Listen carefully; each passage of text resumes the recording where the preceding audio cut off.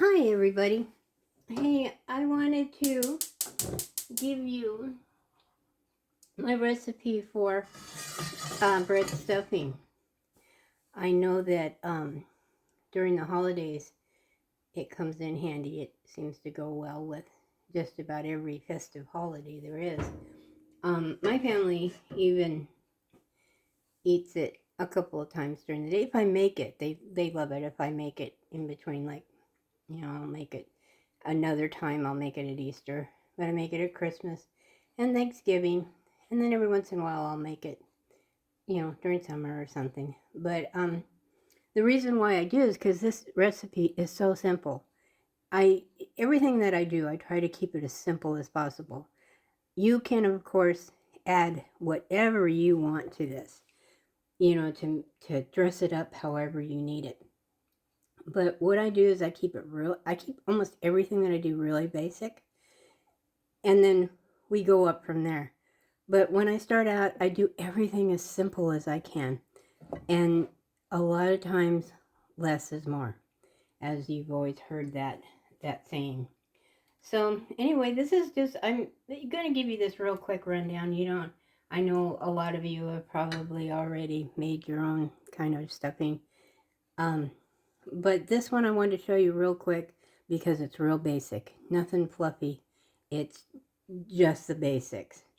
So what I'm going to do here is heat up this pan, and then I'm going to saute a cup and a half of chopped celery and a cup of onions.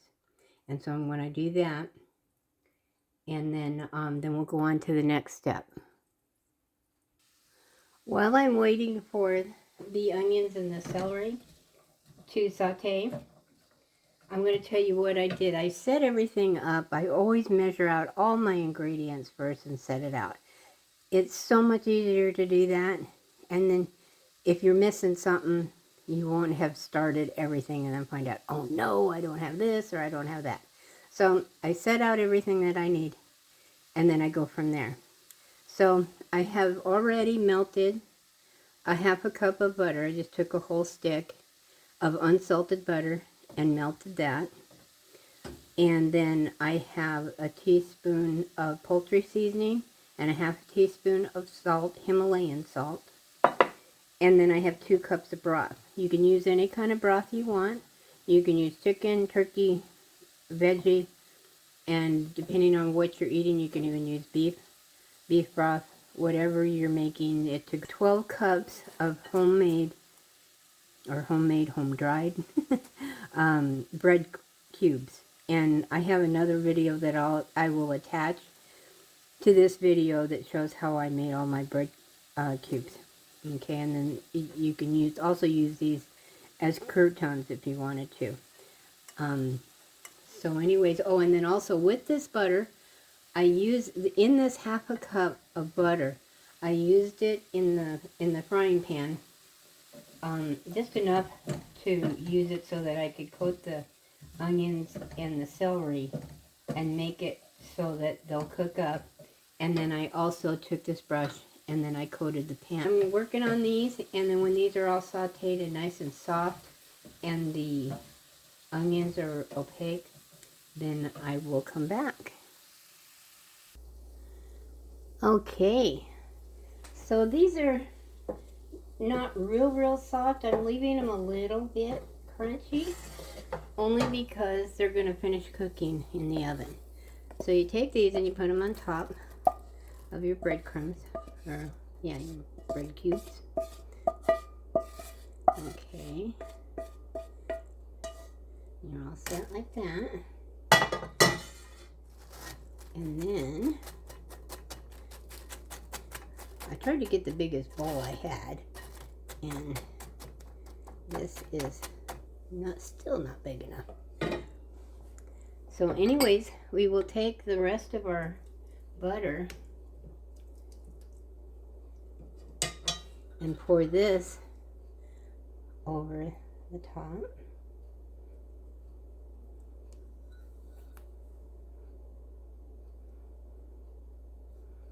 Okay. Then we're going to sprinkle our seasoning. This is in this poultry seasoning. You can buy it in the store or you can make your own. I always mix my own because I buy them in bulk, and so I can make all kinds of things. And then we take our broth and then just pour that right over the top. Now you don't have to pour the whole thing right at first because sometimes you'll get it too soggy.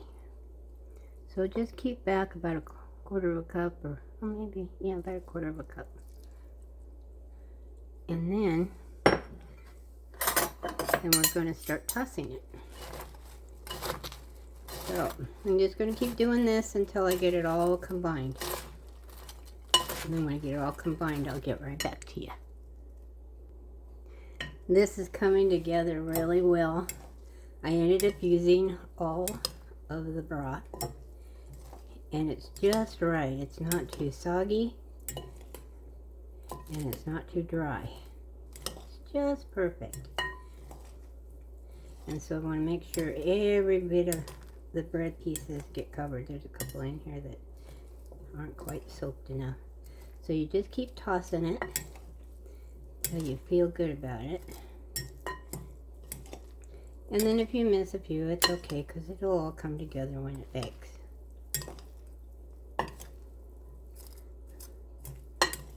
Okay.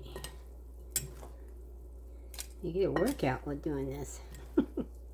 So what I'm going to do here, I'm going to finish tossing it for a little bit longer. And then when I feel that it's all been done enough, I'll put it in this dish.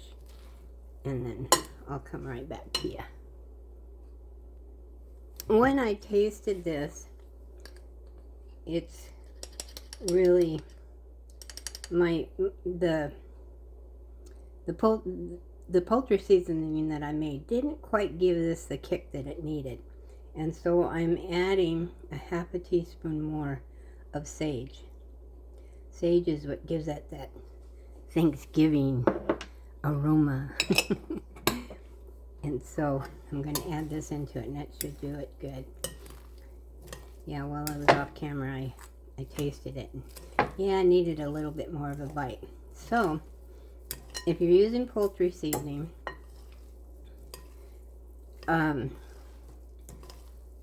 use a teaspoon of it, but you might want to use 2 teaspoons. So we might want to change that.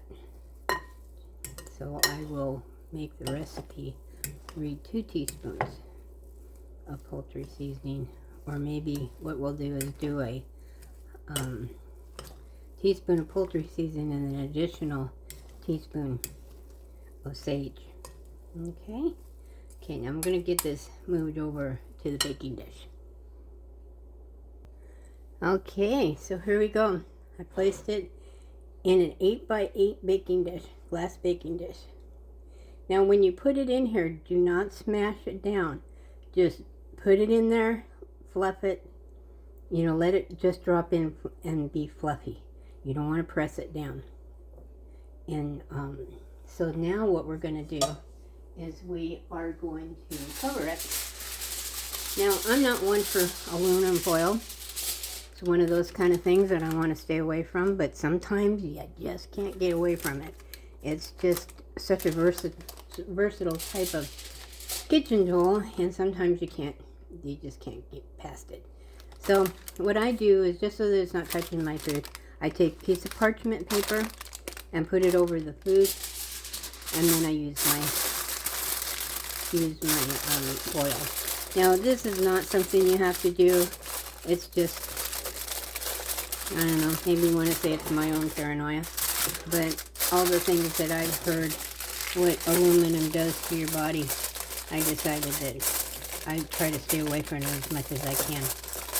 So, I cover it up nice and tight, seal it so it's really snug,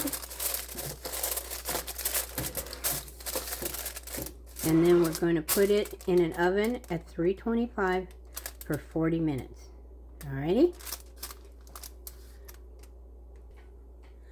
Okay, we've been in the oven for 40 minutes. And so let's see how this is coming out. Yummy. How pretty. Well, there you go. Oh, it smells so good. It smells like the holidays. Love the smell of stuffing. So anyways, I hope you enjoyed this, and I hope you got some good information about it. It's real basic, real simple. Don't make things hard. Make them as simple as you can. Life is actually pretty easy if you keep it simple.